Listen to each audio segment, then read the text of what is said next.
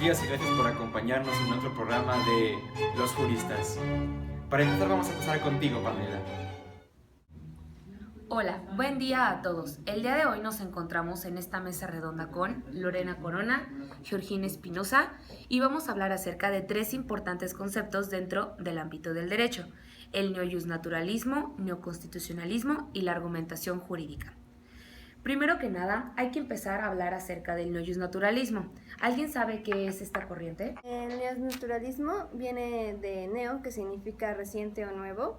El justnaturalismo se refiere principalmente a una filosofía del derecho que se afirma que las normas convencionales de la moral y del derecho se encuentran asentadas principalmente en lo que sería los principios inmutables o universales. Y bueno, este conjunto de normas conforman lo que sería el derecho natural. Sí, claro, el neojusnaturalismo es una expresión que indica la existencia en una determinada área cultural o social. Además está centrado en la afirmación del derecho natural. Sí, además, las personas que son justnaturalistas se centran en el derecho natural y por eso ha habido diferentes filosofías justnaturalistas y en esas épocas todo se centra dentro del derecho natural. Lo que pasó en el siglo XIX fue que hubo unas nuevas corrientes de este justnaturalismo y entonces esas nuevas corrientes ya no se centraban en lo que anteriormente se dijo en el derecho natural. Bueno, en pocas palabras, podemos decir que el neojusnaturalismo es la nueva doctrina del justnaturalismo, en donde se pueden afirmar que los preceptos jurídicos emanan del razonamiento del hombre, con el propósito de alcanzar la armonía universal. Bueno, con esto damos por concluido esta importante corriente dentro del ámbito del derecho. Otra corriente muy importante que debemos de mencionar es el neoconstitucionalismo. ¿Qué me puedes decir acerca de en dónde surgió el neoconstitucionalismo, Lore? Bueno, el neoconstitucionalismo surgió a partir del constitucionalismo y surgió entre los siglos XVII y siglo XVIII, teniendo como marco la Revolución Inglesa, Francesa y Americana.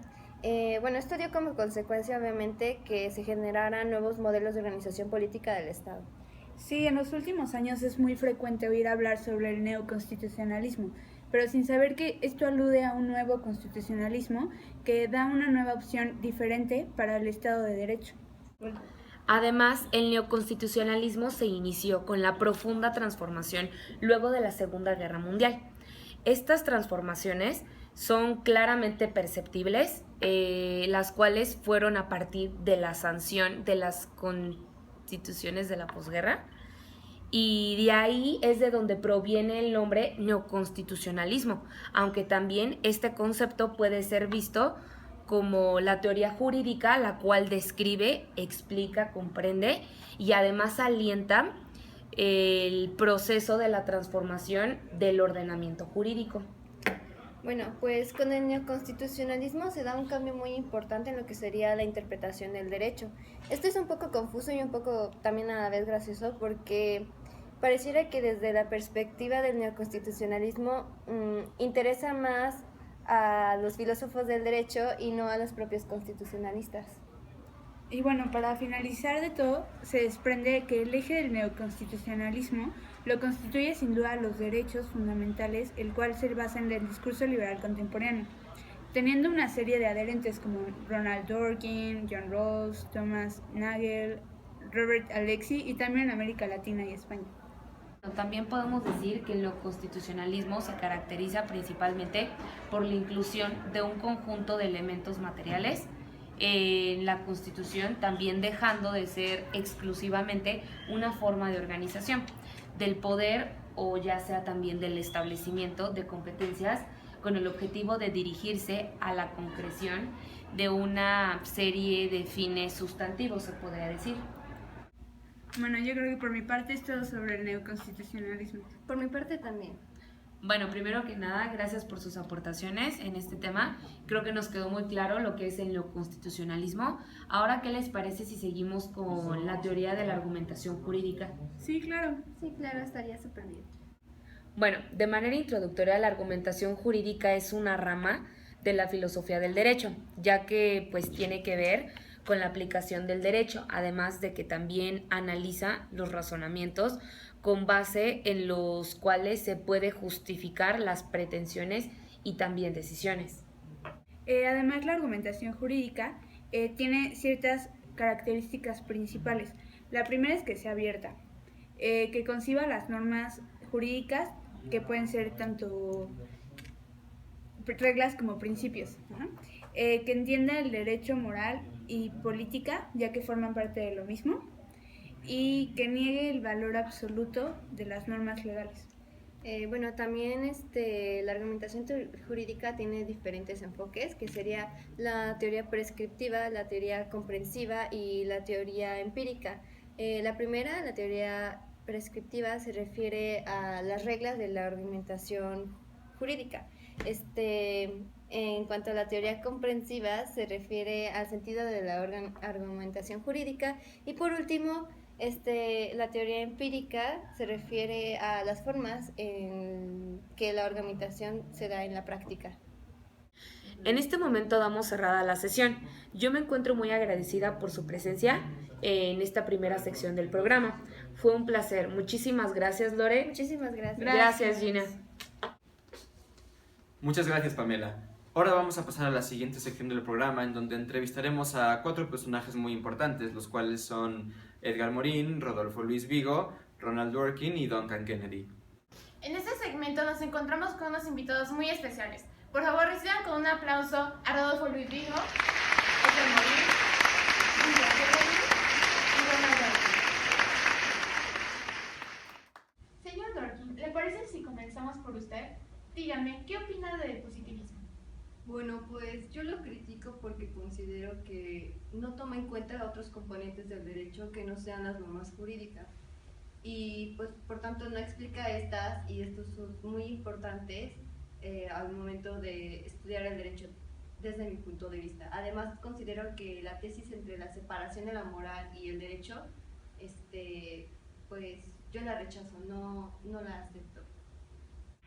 Dworkin, estoy de acuerdo contigo, pero pues yo no solo postulo una crítica del derecho, sino también a la educación legal, así como a las instituciones que legitiman las injusticias sociales. El razonamiento jurídico es una mentira que pues nos ha hecho creer, ya que presenta las normas del sistema como naturales, necesarias y justas, cuando en realidad pues yo considero que no lo son.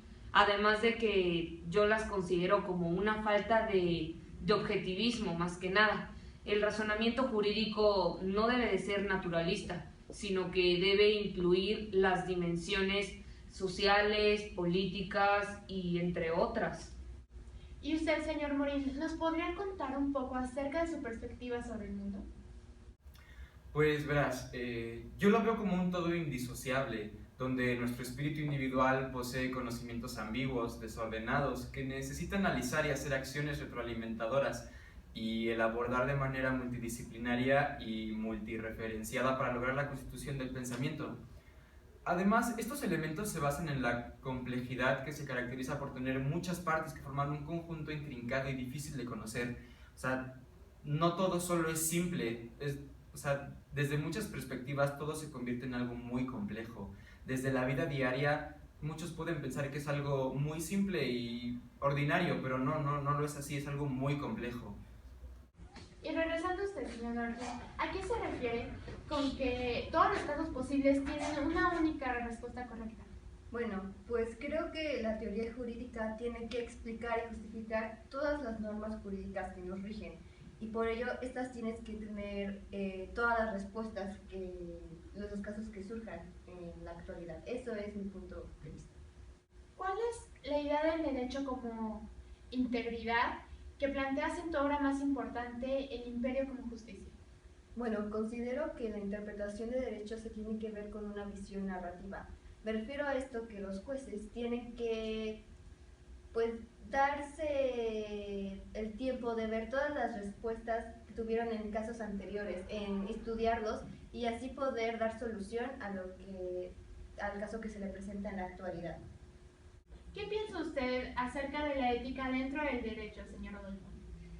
La ética resulta irrelevante en el marco del Estado del Derecho Legal, y la tarea de interpretación que hacíamos en el marco del Estado de Derecho Legal los jueces, pero En el marco del Estado del Derecho Constitucional, la tarea del Estado que hacemos los jueces ya no la hacemos como antes, que era a través de la llamada interpretación, sino que ahora nos basamos en la argumentación. Dentro de su libro Ética del Abogado se encuentra el decálogo profesional. ¿Nos podría comentar un poco acerca de esto? Sí, claro, consiste en que el abogado debe seguir ciertos principios como el ser prudente, valiente, solidario, leal, incluso responsable, estudioso, humilde y en especial no mentir. ¿Qué defiende el justnaturalismo clásico? Bueno, pues defiende el concepto de un derecho no positivista, la fórmula de la injusticia extrema no es derecho, donde una ley injusta se convierte en una ley corrupta. Ok, me gustaría ir intercalando preguntas para ver sus diferentes puntos de vista en relación al derecho.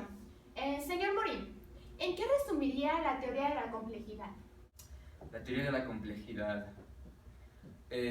La resumiría en planteamientos sobre procesos causales y no lineales y a sus comportamientos no deterministas, en un orden complejo. Sigo con usted, señor Duncan. Sabemos que forma parte de la CLS, Critical Legal Studies. ¿Nos podría platicar cómo nació esto? Sí, claro. Bueno, más o menos nació a fines de los años 60 a partir de un grupo de estudiantes, jóvenes profesores y activistas. Estos profesores eran universitarios de la Facultad de Derecho de la Universidad de Yale y pues tienen una tendencia hacia un proyecto de ideología de la izquierda y progresista, se podría decir. Vuelvo nuevamente con usted, señor George. ¿Podría platicarnos acerca del juez Hércules? ¿Qué es eso? Bueno, es un juez imaginario con un poder intelectual, además de una paciencia sobrehumana. Este juez acepta el derecho como una integridad y este juez además pues da resolución o entraría en lo que serían los casos difíciles. Bueno, cuando nos encontramos ante el juez Hércules, lo que pasa es que examina los derechos de nosotros y de nuestros oponentes dentro de un caso difícil, entendiéndolos como algo ya existente, algo previamente a lo que surgió a partir del conflicto. Y por último, ¿podría decirnos qué explica la parábola de la novela en cadena? Bueno, explica que más que nada al momento de una interpretación dentro de un caso difícil, como la persona no fue el autor de alguna solución, se pueden dar múltiples resultados, diversos resultados a este caso difícil.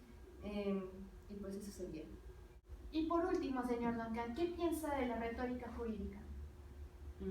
Bueno, primero que nada yo pienso que más que nada se presenta como neutral e imparcial cuando en realidad lo que subyace a las reglas y a las decisiones judiciales más que nada son debates del tipo ético que encarnan dilemas.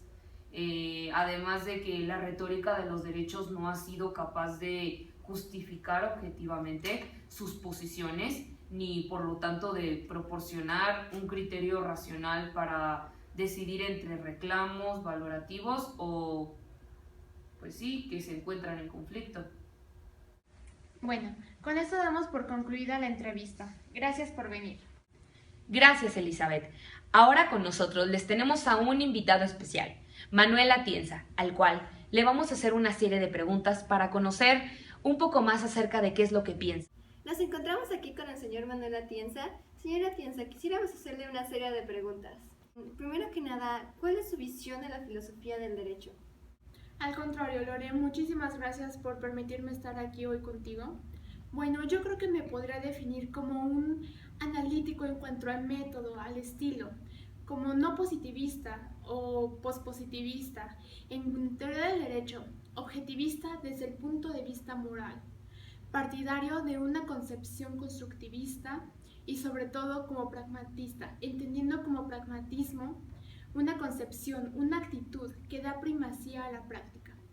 Mi visión de la filosofía del derecho podría resumirse así. Los filósofos del derecho deberían entender el derecho para transformarlo y así transformar también la sociedad. ¿Nos podría comentar acerca de las principales aportaciones de la filosofía al derecho? Bueno, he trabajado en varios campos.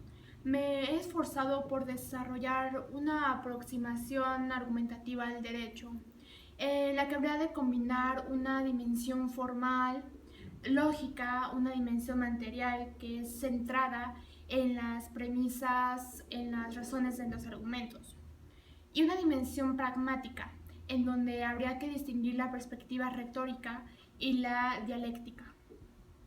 ¿Qué puede hacer la argumentación por la práctica jurídica? Creo que la aproximación argumentativa al derecho es muy fructífera, ya que pone a prueba la teoría, pero naturalmente en el derecho no todo es argumentativo. Alguna vez fui criticado por reducir el derecho a la argumentación, pero eso fue una acusación proveniente de quienes leyeron el libro muy tan superficialmente que se quedaron con solo el título. ¿Y podría decirnos cuál es su pensamiento acerca del pensamiento de Marx? Bueno, yo no creo que ningún filósofo del derecho debería ser marxista o aristotélico o kantiano.